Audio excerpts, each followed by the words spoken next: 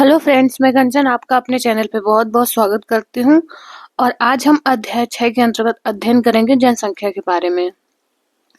तो हम देखते हैं कि हम विश्व में पूरे जनसंख्या में पहला स्थान प्राप्त कर चुके हैं और जनसंख्या से उत्पन्न होने वाली कितनी विभिन्न समस्याओं का हम सामना कर पा रहे हैं। जनसंख्या से हमें मानव संसाधन मिलता है, ये तो दो राय नहीं है, लेकिन इतना अधिक मानव संसाधन होने से क्योंकि मानव को भी संसाधनों की आवश्यकता है तो उनकी खपत बहुत अधिक बढ़ जाती है, जिससे हमें विभिन्न प्रकार की समस्याओं का सामना करना पड़ता है। तो आइए हम देखते हैं।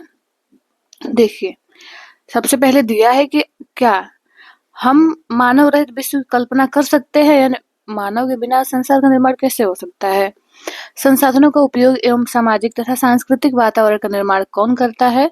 समाज एवं जो वहाँ की अर्थव्यवस्था है, अर्थव्यवस्था के विकास में मानव का महत्वपूर्ण योगदान होता है। मानव संसाधनों का निर्माण एवं उपयोग तो करते ही हैं, वे स्वयं भी विभिन्न गुणों वाले संसाधन भी होते हैं। यानी कि सिर्फ संसाधनों का उपयोग ही करते हैं, बल्कि हम कहें कि मानव संसाधन का जितना विकास होगा, जितना विकसित मानव संसाधन होगा, वहाँ पे उपस्थित उपलब्ध साधनों का हम एक अच्छे संसाधन के रूप में उपयोग कर सकते हैं। तो अन्य संसाधनों के विकास के लिए मानव संसाधन का विकसित होना अत्यधिक आवश्यक है।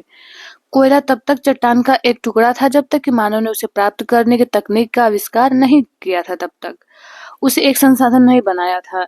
प्राकृतिक घटनाएं जैसे बाढ़ या सुनामी जब किसी घनी आबादी वाले गांव या शहर को प्रभावित करते हैं, तभी वो आपदा बनते हैं। यदि प्रभावित नहीं कर पाते हैं, मानव प्रभावित नहीं होता है, मानव की जान माल को क्षति नहीं पहुंचती है, तो क्या होता है, वो तभी वो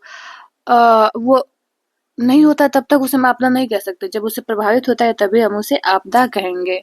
इसलिए सामाजिक अध्ययन में जनसंख्या एक आधारित तत्व है।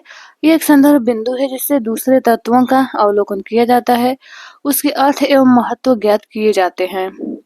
संसाधन जो है आपदा एवं विनाश का अर्थ केवल मानव के लिए ही महत्वपूर्ण है। उनकी संख्या, वितरण, वृद्धि एवं विशेषताएं या गुण पर्यावरण के सभी स्वरूपों को समझने तथा उनकी विवेचना करने के लिए मूल पृष्ठभूमि प्रदान करते हैं। मानव पृथ्वी के संसाधनों का उत्पादन एवं उपभोग करता है, इसलिए यह जानना आवश्यक है कि एक देश में कितने लोग निवास करते हैं, वे कहाँ-कहाँ निवास करते हैं, कैसे निवास करते हैं, किस प्रकार की उनकी जनसंख्या की सघनता है, विरलता, ये सारी चीजों का ज्ञान हमें होना आवश्यक है। उनकी संख्या में वृद्धि क्यों हो रही है, उनकी कौन-कौन सी विशेषताएं हैं। भारतीय जनगणना हमारे देश की जनसंख्या से संबंधित जानकारी हमें प्रदान करती है। सबसे पहले हम जनसंख्या से संबंधित 3 प्रमुख प्रश्नों पर विचार करेंगे। पहला है जनसंख्या का आकार एवं वितरण।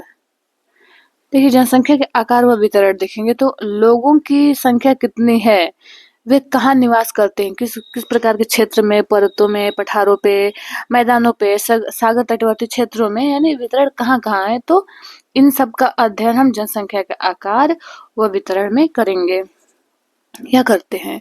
दूसरा पॉइंट है कि जनसंख्या वृद्धि एवं जनसंख्या परिवर्तन की प्रक्रिया। तो समय के साथ जैसे जैसे समय बीतता जाता है, जनसंख्या में वृद्धि एवं इसमें परिवर्तन हमें देखने को मिलेगा। वृद्धि भी हो सकती है जनसंख्या में, कुछ स्थान ऐसे हो सकते हैं जिसमें जनसंख्या में क्या हो सकता है, कमी हो सकती है, ह्रास देखने को हमें मिल सकता है। तो ये सारे परिवर्तन कैसे होते हैं, ये सब हम देखेंगे जनसंख्या परिवर्तन की प्रक्रियाओं में। नेक्स्ट है कि जनसंख्या के गुण या विशेषताएं, उनकी उम्र क्या है, लिंगानुपात कितना है, वहाँ की जनसंख्या का साक्षरता दर कितना है, व्यावसायिक संरचना कैसी है, किस प्रकार के लोग व्यवसाय में लगे हैं और स्वास्थ्य की अवस्था कैसी है। इन सब की चीजों को, इन सब के बारे में हम अध्ययन जनसंख्या के गुण या विशेषताएं में करेंगे। आगे देखिए दिया है जनसंख्या के आकार एवं वितरण। देखिए, जनसंख्या का आकार एवं वितरण। देखिए, भारत की जनसंख्या का आकार एवं संख्या के आधार पर वितरण हम देखते हैं। देखिए, मार्च 2001 तक भारत की जनसंख्या 10,280 लाख थी, जो कि विश्व की कुल जनसंख्या का 16.7% थी। ये 10.2 करोड़ लोग भारत के 32.8 लाख वर्ग किलोमीटर विश्व के स्थलीय भूभाग का, जो कि 2.4% है, यानी जो भारत का क्षेत्रफल है 32.8 लाख वर्ग किलोमीटर, ये पूरे विश्व के 2.4% क्षेत्रफल का प्रतिनिधित्व करता है। तो ये विशाल है, तो इसके विशाल क्षेत्र में असमान रूप से वितरित है जनसंख्या। ये नहीं कि भारत में जनसंख्या तो सभी स्थानों पर समान रूप से ही उसका वितरण होगा, बहुत सारी भिन्नताएं हैं। वही सारी चीजें हैं, जलवायु, धरातलीय स्वरूप, धरातलीय बनावट, आपदा, ये सारी चीजों से प्रभावित होती है जनसंख्या वितरण। आइए देखिए जनगणना दी है। जनगणना क्या होता है? देखिए, एक निश्चित समय अंतराल में जनसंख्या की आधिकारिक गणना करवाई जाती है और यही आधिकारिक जो गणना की जाती है ये कहलाती है जनगणना। ये कहलाती है जनगणना। भारत में देखें तो सबसे पहले 1872 में जनगणना की गई थी। हालांकि 1881 में पहली बार एक संपूर्ण जनगणना की जा सकी। उसी समय से प्रत्येक 10 वर्ष पर जनगणना होती है। भारतीय जनगणना सांख्यिकी, सामाजिक तथा आर्थिक आंकड़ों का सबसे बृहद स्रोत है। क्या आपने कभी जनगणना रिपोर्ट देखी है या आपने पुस्तकालयों में इसे देखा है? देखिए यहाँ पे दिया है जनसंख्या, दिया है कि भारत जो है विश्व, ये ग्राफ के माध्यम से, पाई चार्ट के माध्यम से दिखाया गया है कि भारत जो है विश्व की 16.7% जनसंख्या क्या कर रही है। पूरे विश्व की 16.7% जनसंख्या भारत में है और शेष विश्व जनसंख्या है 83.3%। इतने पूरे विश्व की 16.7% जनसंख्या का प्रतिनिधित्व करता है भारत। और देखिए मात्र क्षेत्रफल कितना है, 2.4%। क्षेत्रफल मात्र 2.4% है पूरे विश्व का, लेकिन जनसंख्या पालता है 16.7%।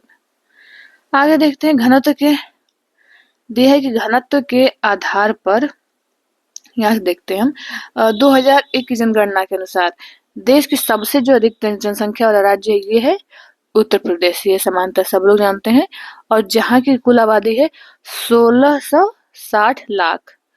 उत्तर प्रदेश की कुल आबादी 1660 लाख। उत्तर प्रदेश में देश की कुल जनसंख्या का 16% हिस्सा निवास करता है। यानी पूरे देश का ये 16% हिस्सा जनसंख्या का उत्तर प्रदेश में है।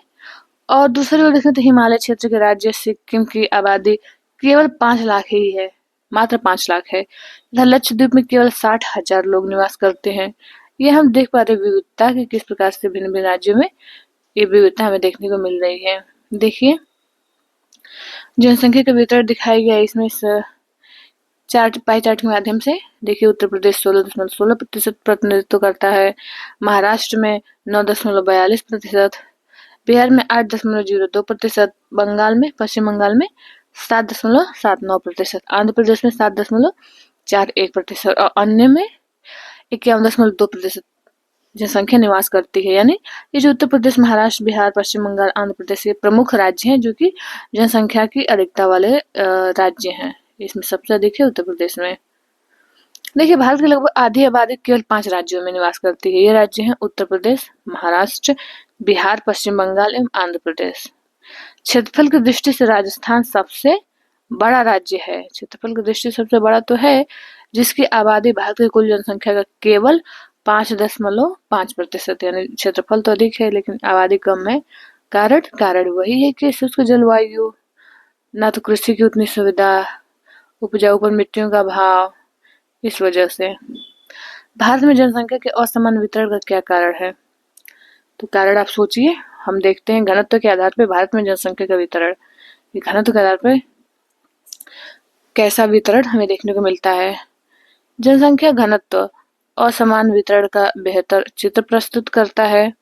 प्रति इकाई क्षेत्रफल में रहने वाले लोगों की संख्या को जनसंख्या घनत्व कहते हैं। भारत विश्व के घनी आबादी वाले देशों में से एक है। केवल बांग्लादेश तथा जापान का जनसंख्या घनत्व भारत से अधिक है। बांग्लादेश एवं जापान का जनसंख्या घनत्व ज्ञात कीजिए। देखिए 2001 में भारत का जनसंख्या घनत्व 324 व्यक्ति प्रति वर्ग किमी था, जहां पश्चिम बंगाल का जनसंख्या घनत्व 904 व्यक्ति प्रति किमी है। वहीं अरुणाचल प्रदेश में यह 13 व्यक्ति प्रति किलोमीटर है। यहाँ पे दिया है एक चित्र, हम देखेंगे नीचे 6.3 में राज्य स्तरीय जनसंख्या के घनत्व के असमान वितरण को दर्शाया गया है। देखिए आगे दिया है कि 250 व्यक्ति प्रति वर्ग किलोमीटर से कम जनसंख्या घनत्व वाले राज्यों के नाम बताइए, जहाँ पे कि 250 व्यक्ति से भी कम जनसंख्या निवास करते हैं प्रति वर्ग किलोमीटर क्षेत्रफल में। पर्वतीय क्षेत्र हो गया, प्रतिकूल जलवायु अवस्थाएं इन क्षेत्रों की विरल जनसंख्या के लिए उत्तरदायी है। यही है कि अन्य पर्वतीय क्षेत्र है ढाल इतना है कि चढ़ने उतरने में बहुत समस्या होगी और वहाँ की प्रतिकूल जलवायु अवस्थाएं हैं। इस वजह से भी जनसंख्या विरल है। किस राज्य का जनसंख्या घनत्व तो 100 व्यक्ति प्रति वर्ग किलोमीटर से भी कम है और क्यों? वही जलवायु विशेषताएं धरातल स्वरूप। असम एवं अधिकतर जो प्रायद्वीपीय राज्यों हैं, तो प्रायद्वीपीय राज्यों के जनसंख्या घनत्व तो मध्यम है। पहाड़ी कटे छटे एवं पथरीले भूभाग और मध्यम से कम वर्षा वाले क्षेत्र जो है, छिछली एवं कम उपजाऊ मिट्टी, इन राज्यों में जनसंख्या घनत्व क्या है, कम मिलता है और इसको प्रभावित करते हैं। नहीं, कम वर्षा होगा ना, तो मिट्टी उपजाऊपन है, पहाड़ी क्षेत्र है, पथरीले भूभाग है, तो यहाँ पे क्या होगा, जनसंख्या घनत्व बहुत विरल होगा, प्रभावित, ये सारी चीजें प्रभावित करती है जनसंख्या घनत्व को। उत्तरी मैदान में देखें तो उत्तरी मैदानी भाग एवं दक्षिण में केरल का जनसंख्या घनत्व बहुत अधिक है। क्यों? क्योंकि यहाँ समतल मैदान एवं उपजाऊ मिट्टी पाई जाती है तथा पर्याप्त मात्रा में वर्षा भी होती है। और उत्तरी मैदान के अधिक जनसंख्या घनत्व वाले 3 राज्यों के नाम बताइए। तो आप सोचिए इसे कि उत्तरी मैदान के अधिक जनसंख्या घनत्व वाले कौन कौन से राज्य है। सबसे अधिक घनत्व जनसंख्या घनत्व हमें बिहार में मिल जाता है। और इसके अलावा और 2 नाम सोचिए, सोचकर आप कमेंट करिए, कमेंट में बताइए कि और 2 राज्य कौन से हैं। देखिए इस मानचित्र में जनसंख्या घनत्व को दिखाया है। जो डार्क कलर से दिखाया गया है, ये दिखा रहा है कि सघनतम जनसंख्या, नहीं देखिए यहाँ पे दिया है। जो बहुत ज्यादा डार्क है तो ये 500 से अधिक जनसंख्या घनत्व हमें देखने को मिलेगा। इसमें शामिल है उत्तर प्रदेश हो गया, बिहार हो गया, दिल्ली हो गया, यहाँ पे पश्चिम बंगाल हो गया ये, और इधर हमें देखने को मिल जाएगा केरल। इसके नीचे दिया है कि जो 250 से 500 के लगभग 500 से 250 प्रति व्यक्ति वर्ग किलोमीटर जनसंख्या है। तो इसमें हम देख पा रहे हैं इसका चित्र आंध्र प्रदेश हो गया, कर्नाटक, तमिलनाडु, महाराष्ट्र, गुजरात हो गया, झारखंड भी और असम, ये सब शामिल। असम के साथ साथ पंजाब और हरियाणा। 100 से 250 यानी 250 से 100 के बीच में देखने को मिल जाएगा हमें उड़ीसा, छत्तीसगढ़, मध्य प्रदेश और राजस्थान, उत्तराखंड, हिमाचल प्रदेश, ये सारे, मणिपुर, नागालैंड, मेघालय, ये भी इसमें शामिल है। और सबसे कम है यानी 100 से भी कम है तो जो जो जिनकी भौगोलिक स्थिति, धरातलीय स्थिति बहुत अच्छी नहीं है, यहाँ पे इसमें शामिल है। देखिए मिजोरम हमें देख पा रहे हैं, अरुणाचल प्रदेश, इसकी जलवायु काफी विषम है, विषम प्रकार की। और जम्मू और कश्मीर काफी बहुत ज्यादा ठंडा पड़ता है इस वजह से। तो ये सारे रंगों द्वारा हम देख सकते हैं कि जनसंख्या घनत्व कहाँ पे सघन है, कहाँ पे विरल। आगे हम देखते हैं जनसंख्या वृद्धि एवं जनसंख्या परिवर्तन की प्रक्रिया क्या होती है। तो देखिए जनसंख्या एक परिवर्तनशील प्रक्रिया होती है, परिवर्तित होती रहती है और आबादी की जनसंख्या वितरण एवं संगठन में लगातार परिवर्तन होता है। यह परिवर्तन 3 प्रक्रियाओं जन्म, मृत्यु एवं प्रवास के आपसी संयोजन के प्रभाव के कारण होता है। तो इसमें देखिए जनसंख्या वृद्धि है, पहला है जनसंख्या वृद्धि। देखिए जनसंख्या वृद्धि का अर्थ होता है कि किसी विशेष समय पे क्या करना, अंतराल होता है, जैसे कि 10 वर्षों के भीतर किसी देश या राज्य के निवासियों की संख्या में परिवर्तन।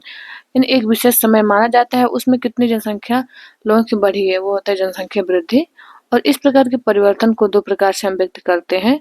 पहला सापेक्ष वृद्धि दर, तो दूसरा प्रति वर्ष होने वाले प्रतिशत परिवर्तन के द्वारा। एक तो हो गया सापेक्ष वृद्धि और एक हो गया प्रति वर्ष होने वाला जो प्रतिशत परिवर्तन है, इसके द्वारा।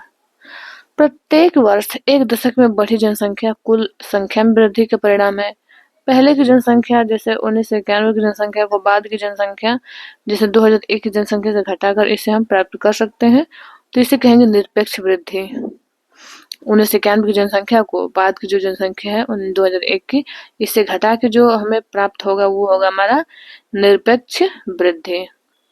जनसंख्या की वृद्धि दर जो होता है दूसरा महत्वपूर्ण पहलू है। इसका अध्ययन प्रति वर्ष प्रतिशत में किया जाता है, कितने प्रतिशत, कितने दर से जनसंख्या बढ़ी। जैसे प्रति वर्ष 2% वृद्धि की दर का अर्थ है कि दिए हुए किसी वर्ष की मूल जनसंख्या में प्रत्येक 100 व्यक्तियों पर 2 व्यक्तियों की वृद्धि हो रही है। और वार्षिक वृद्धि दर इसे कहा जाता है, यानी वर्ष में गणना की जा रहा है वर्ष के आधार पे, तो 100 व्यक्तियों में पर कितने एक साल में कितने व्यक्ति की वृद्धि हुई है, उसे हम कहते हैं वृद्धि दर। देखिए भारत की आबादी 1951 में 3610 लाख से बढ़कर 2001 में यह 10,280 लाख हो गई। आगे है कि जैसे सारे सारण दिया हुआ कि जनसंख्या कि वर्ष 1991 में जनसंख्या कुल जनसंख्या लाख में थी 361.0 लाख।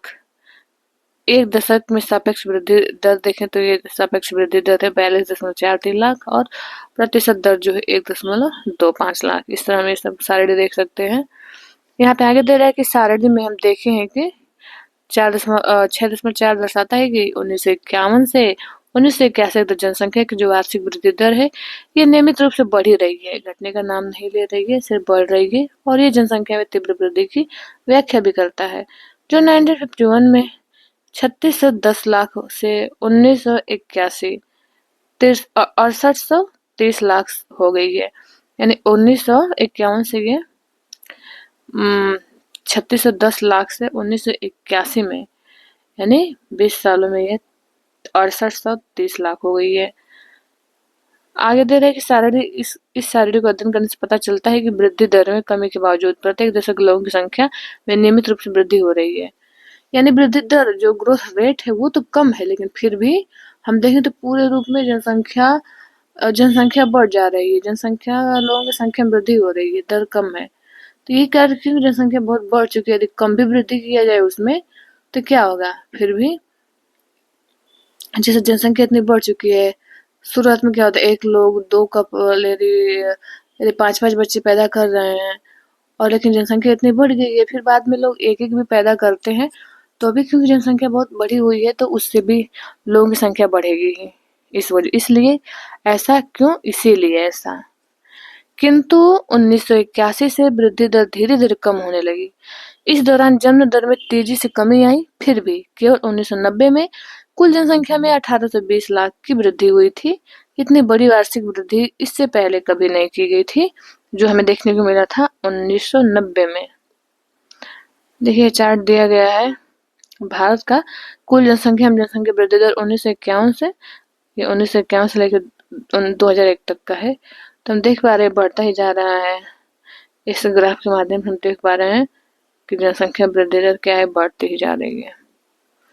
आगे हम देखते हैं, ये दिया है कुल जनसंख्या, ये वार्षिक वृद्धि, इस ग्राफ में वार्षिक वृद्धि दर्शा रहा है। देखिए आगे देखते हैं हम, इस पर ध्यान देना आवश्यक है कि जो भारत है, भारत की आबादी बहुत अधिक है। जब विशाल जनसंख्या में कम वार्षिक दर लगाया जाता है तब इसमें सापेक्ष वृद्धि बहुत अधिक होती है। जब 10 करोड़ जनसंख्या में न्यूनतम दर से भी वृद्धि होती है तब भी जुड़ने वाले लोगों की कुल संख्या बहुत अधिक होती है और भारत की वर्तमान जनसंख्या में वार्षिक वृद्धि 155 लाख है, जो कि संसाधनों एवं पर्यावरण के संरक्षण को निष्क्रिय करने के लिए पर्याप्त है। वृद्धि दर में कमी जन्म दर नियंत्रण के लिए किए जा रहे प्रयासों की सफलता को प्रदर्शित करता है। इसके बावजूद जनसंख्या की वृद्धि जारी है तथा 2045 तक भारत चीन को पीछे छोड़ते हुए विश्व के सबसे अधिक आबादी वाला देश बन सकता है। तो देखिए भारत तो अभी भी वर्तमान समय में ही चीन को पीछे छोड़ करके सबसे अधिक आबादी वाला देश बन चुका है। तो जनसंख्या वृद्धि या परिवर्तन की प्रक्रिया में हम देखते हैं कि देखिए दिया कि जनसंख्या में होने वाले जो परिवर्तन की 3 मुख्य प्रक्रियाएं होती हैं। एक तो हो गया जन्म दर, दूसरा मृत्यु दर एवं प्रवासन। इन 3 प्रक्रियाओं के द्वारा मिलकर ही जनसंख्या वृद्धि होती है या जनसंख्या में हमें परिवर्तन देखने को मिलता है। तीनों का संयोग होता है। जन्म दर एवं मृत्यु दर के बीच के अंतर जनसंख्या की प्राकृतिक वृद्धि दर है। एक वर्ष में देखें तो प्रति 1000 व्यक्तियों में जितने जीवित बच्चों का जन्म होता है उसे हम जन्म दर कहते हैं और यह वृद्धि का एक प्रमुख घटक है, क्योंकि भारत में हमेशा जन्म दर मृत्यु दर से अधिक रहा है। एक वर्ष में प्रति 1000 व्यक्तियों में मरने वालों की संख्या को हम मृत्यु दर कहते हैं। उसी तरह से जिस तरह से हमने जन्म दर निकाला उसी तरह से मृत्यु दर, यानी प्रति 1000 व्यक्तियों में मरने वालों की संख्या। मृत्यु दर में तेज गिरावट भारत की जनसंख्या में वृद्धि के एक दर का प्रमुख कारण रहा है, यानी स्वास्थ्य सुविधाओं के विकास से, अन्न उत्पादन के बढ़ने की वजह से, इन सारी कहें कि चीजों की वजह से मृत्यु दर में तेजी से गिरावट आई। और जब मृत्यु दर घटेगा तो फिर क्या होगी, जनसंख्या वृद्धि दर बढ़ेगी। 1980 तक उच्च जन्म दर एवं मृत्यु दर में लगातार गिरावट के कारण जन्म दर तथा मृत्यु दर में काफी बड़ा अंतर आ गया एवं इसके कारण जनसंख्या वृद्धि दर अधिक हो गई। 1981 में देखें तो धीरे धीरे जन्म दर में भी गिरावट आनी शुरू हुई, जिसके परिणाम स्वरूप जनसंख्या वृद्धि दर में भी गिरावट आई। इस प्रकार के चलन का क्या कारण है? आइए आगे हम देखते हैं कि जनसंख्या वृद्धि का जो तीसरा घटक है वो है प्रवास। प्रवास यानी लोगों का एक क्षेत्र से दूसरे क्षेत्र में चले जाने को हम प्रवास कहते हैं। प्रवास आंतरिक होता है यानी देश के भीतर जो होता है, या अंतर्राष्ट्रीय यानी देशों के बीच में। एक राष्ट्र से दूसरे राष्ट्र में जो प्रवास होता है, व्यक्ति जो एक राष्ट्र से दूसरे राष्ट्र में प्रवास करते हैं उसे हम अंतर्राष्ट्रीय प्रवास के नाम से जानते हैं। आंतरिक जो प्रवास है जनसंख्या के आकार में कोई परिवर्तन नहीं लाता है, क्योंकि एक देश की जनसंख्या उसी के अंदर इधर से उधर होती रहती है, लेकिन यह देश के भीतर जनसंख्या के वितरण को प्रभावित करता है। वितरण को प्रभावित करेगा, बाकी जनसंख्या का तो आकार उतना ही रहेगा, जितनी जनसंख्या उतनी रहेगी, बस उसके वितरण यानी उसके कहीं पे घनत्व अधिक हो जाएगा, कहीं पे कम हो जाएगा, इस तरह से वितरण को प्रभावित करती है। जनसंख्या वितरण एवं उसके घटकों को परिवर्तित करने में प्रवास की महत्वपूर्ण भूमिका होती है। प्रवास बहुत ही महत्वपूर्ण है जनसंख्या वितरण और उसके घटक जो भी हैं उसको प्रभावित करने में। आगे हम देखते हैं भारत में अधिकतर जो प्रवास है वो ग्रामीण से शहरी क्षेत्रों की ओर होता है, और इसका मुख्य कारण है रोजगार। क्योंकि ग्रामीण क्षेत्रों में अपकर्षण कारक यानी पुश फैक्टर होते हैं। पुश फैक्टर यानी जो वहां से दूसरे क्षेत्र में जाने के लिए उसे प्रेरित करते हैं, या उसे हम अपकर्षक कार्य करते हैं। यानी कोई बहुत खराब स्थिति उत्पन्न हो गई, आपदा आ गया, रोजगार नहीं मिल रहा है, संसाधनों का अभाव है, इस वजह से ये सारे पुश फैक्टर जब काम करते हैं तो लोग क्या करते हैं, गांवों को छोड़ करके शहरों में प्रवास करते हैं। एक ग्रामीण क्षेत्रों में गरीबी एवं बेरोजगारी की प्रतिकूल अवस्थाएं हैं, तथा नगर का कर्षण यानी पुल प्रभाव जो होता है, नगर में पुल प्रभाव होते हैं, आकर्षक कारक होते हैं।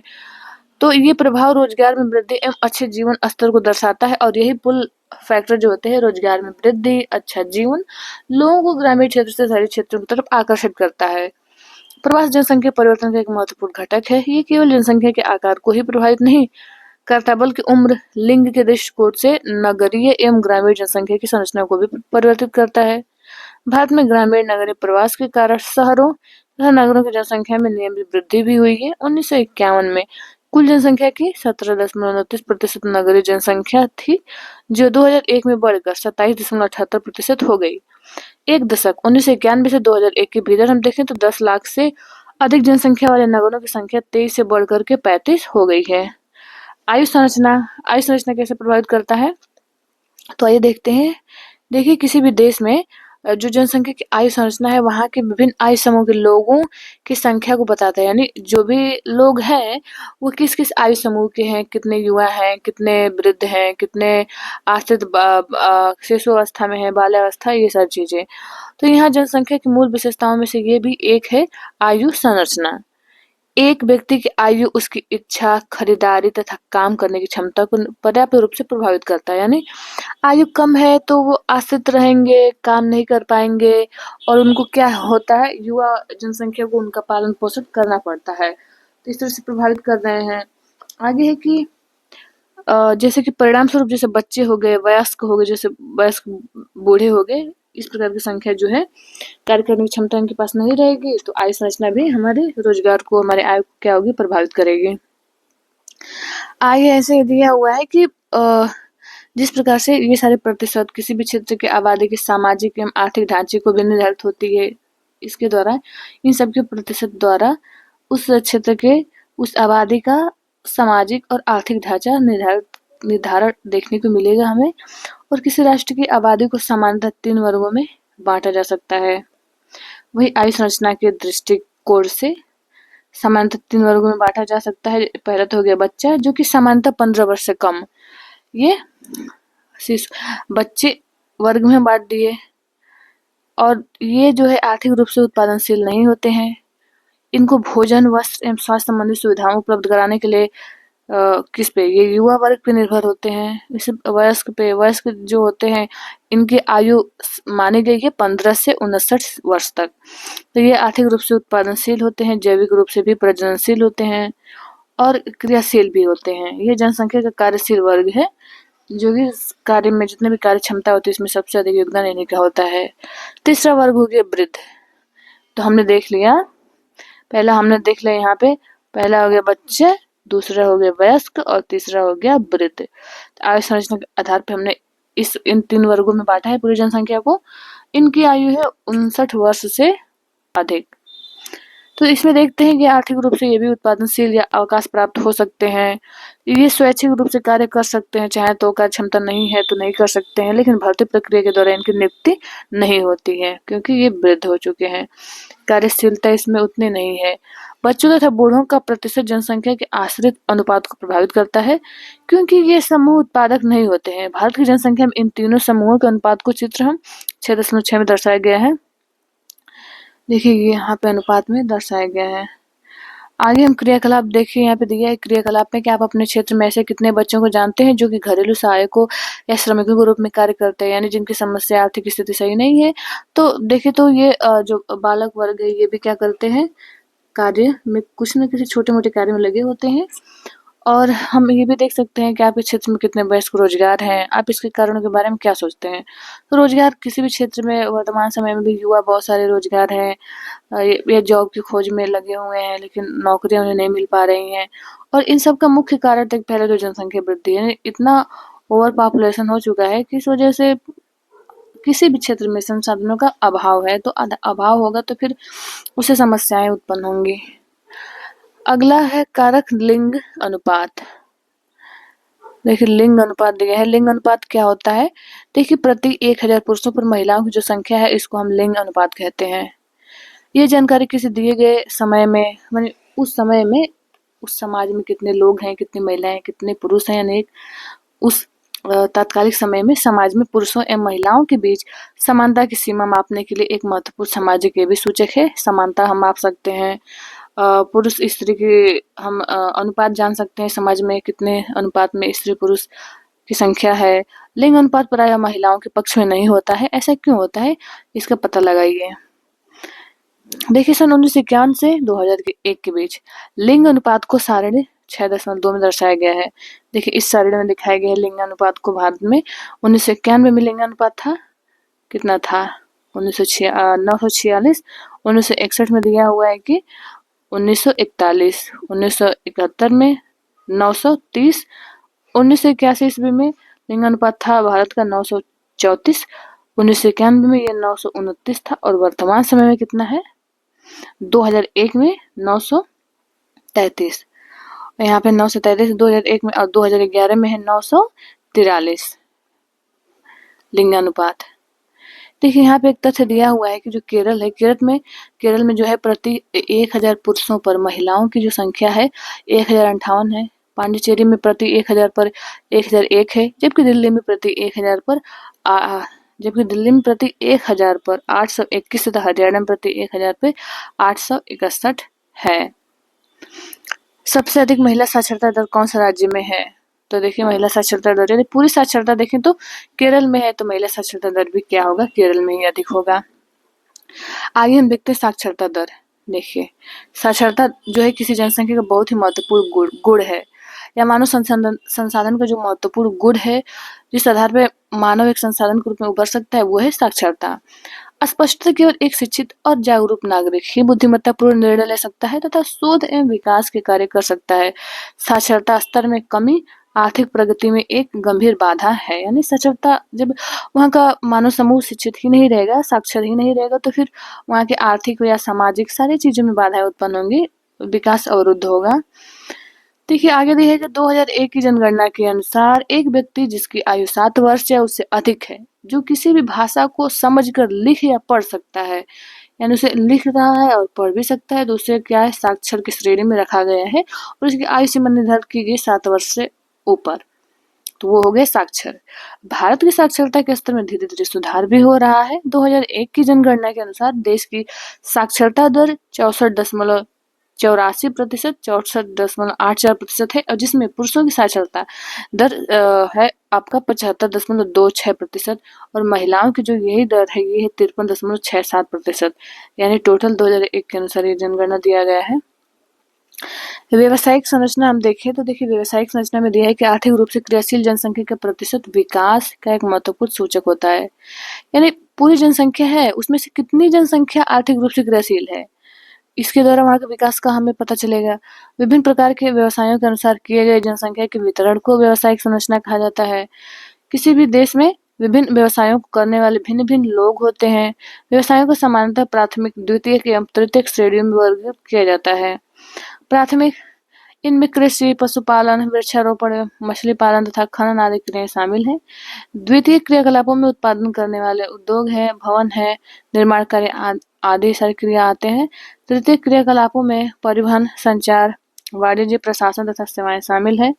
विकसित एवं विकासशील देशों में देखें तो विभिन्न क्रियाकलाप जो होते हैं, क्रियाकलापों में कार्य करने वाले लोगों का अनुपात अलग-अलग होता है।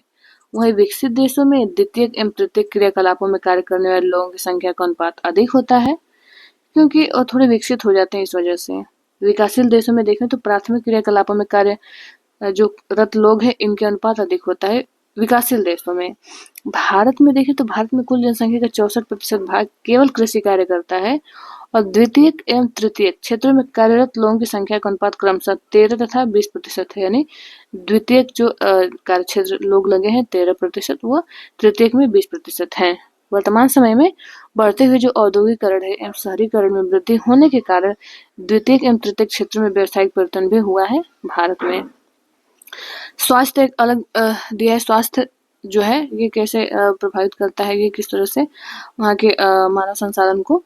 तो देखिए जो स्वास्थ्य है, स्वास्थ्य जनसंख्या की संरचना का एक महत्वपूर्ण ये भी घटक है और जो कि विकास की प्रक्रिया को प्रभावित करता है, क्योंकि जब तक इंसान स्वस्थ रहेगा, स्वस्थ व्यक्ति है तो किसी भी कार्य को अंजाम दे सकता है।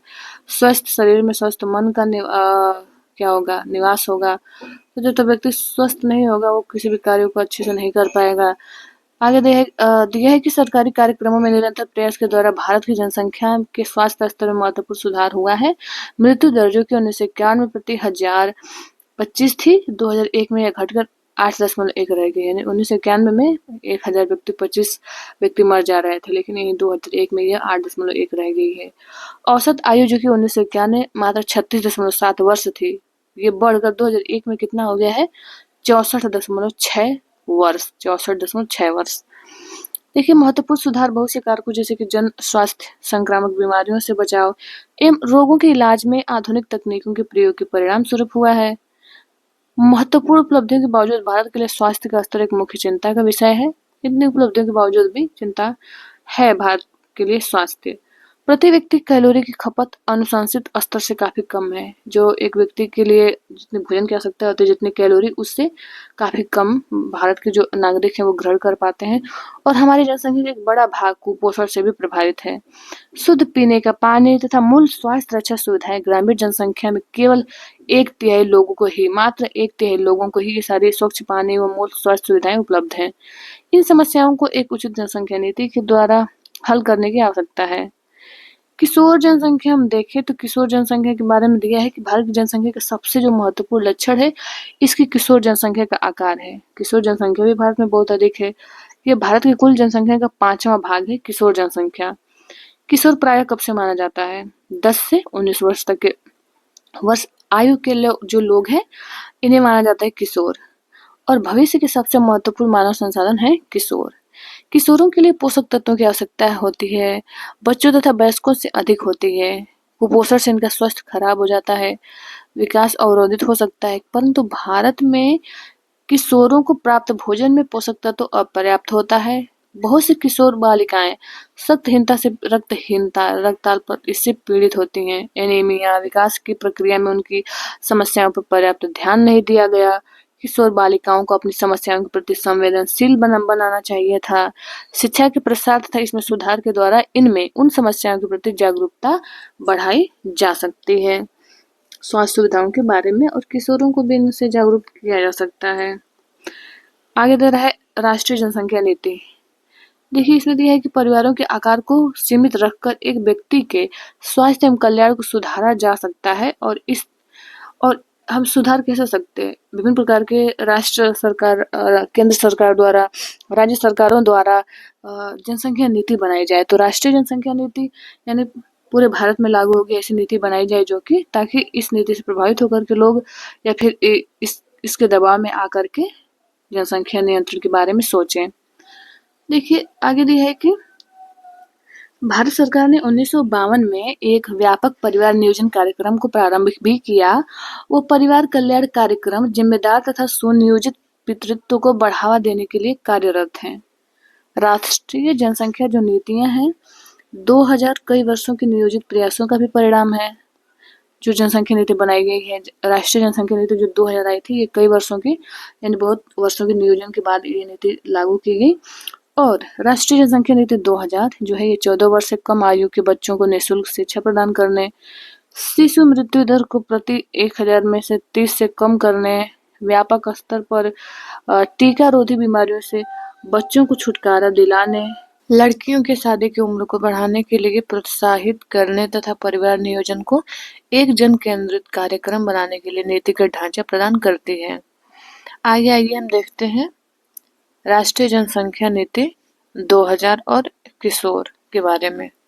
देखिए, राष्ट्रीय जनसंख्या नीति 2000 ने किशोर किशोरियों की पहचान जनसंख्या के उस प्रमुख भाग के रूप में की है, यानी किशोर किशोरियों को बहुत ही प्रमुख भाग माना है जनसंख्या का, क्योंकि ये तो एक उत्पादक या फिर कहीं क्रियाशील जनसंख्या होती है जिसपे बहुत अधिक ध्यान देने की आवश्यकता है। पौष्टिक आवश्यकताओं के अतिरिक्त इन नीति में अवांछित गर्भधारण और यौन संबंधों से प्रसारित बीमारियों से किशोर किशोरियों की संरक्षा करना है, या इसके बारे में उनको शिक्षा देना है ताकि वो जो अवांछित गर्भधारण या यौन संबंधों के बारे में उनको जानकारी हो, उससे कैसे सुरक्षित यौन संबंध स्थापित कर सकें या फिर इन सब चीज़ों से उनको अवगत कराया जाए। अन्य महत्वपूर्ण आवश्यकताओं पर भी जोर दिया गया है। इसके द्वारा ऐसे कार्यक्रम भी चलाए गए हैं जिनका उद्देश्य क्या है, देर से विवाह और देर से संतानोत्पत्ति को प्रोत्साहित करना, ताकि देर से विवाह और देर से संतानोत्पत्ति करते हैं तो फिर जनसंख्या कम होगी। किशोर किशोरियों को असुरक्षित यौन संबंध के कुप्रभावों के बारे में शिक्षित करना, गर्भ निरोधक जो सेवाएं हैं उन सेवाओं को पहुंच और खरीद के भीतर बनाना, ताकि इतने सक्षम हो लोग उस सेवाओं को खरीदने के लिए, उनको उपयोग करने के लिए।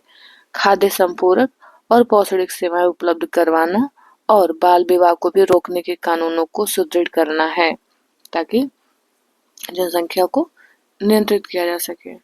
किसी भी राष्ट्र के लिए वहाँ के लोग बहुत ही बहुमूल्य संसाधन होते हैं, क्योंकि राष्ट्रीय मानव संसाधन ही सभी संसाधनों की जननी कह सकते हैं हम, क्योंकि जब तक मानव संसाधन का पूर्ण रूप से उचित रूप से विकास नहीं होगा, फिर वहाँ पे उपलब्ध अन्य जो संसाधन है, जैविक हो अजैविक हो, उनका विकास कर पाना संभव नहीं है। इसलिए मानव सबसे बहुमूल्य संसाधन होता है, वे किसी भी राष्ट्र का या किसी स्थान का। एक शिक्षित एवं स्वास्थ्य जनसंख्या ही कार्यक्षम शक्ति प्रदान करती है, यानी तो जनसंख्या की शिक्षित, उसके स्वास्थ्य को और उसकी शिक्षा का ध्यान देना बहुत ही आवश्यक है किसी भी राष्ट्र के लिए। तो इतने सारे हमने देखा जनसंख्या की विशेषताओं को, उसके बढ़ने वाले कारक, नियंत्रण करने के उपाय, जनसंख्या नीतियाँ सरकार समय समय पर बनाती रहती है। तो फिर हम मिलते हैं नेक्स्ट वीडियो में। आपसे हम्बल रिक्वेस्ट है कि इस चैनल को सब्सक्राइब कर लें, अपने दोस्तों को भी शेयर करें। ये वीडियो देखने के लिए आप लोगों का बहुत बहुत धन्यवाद।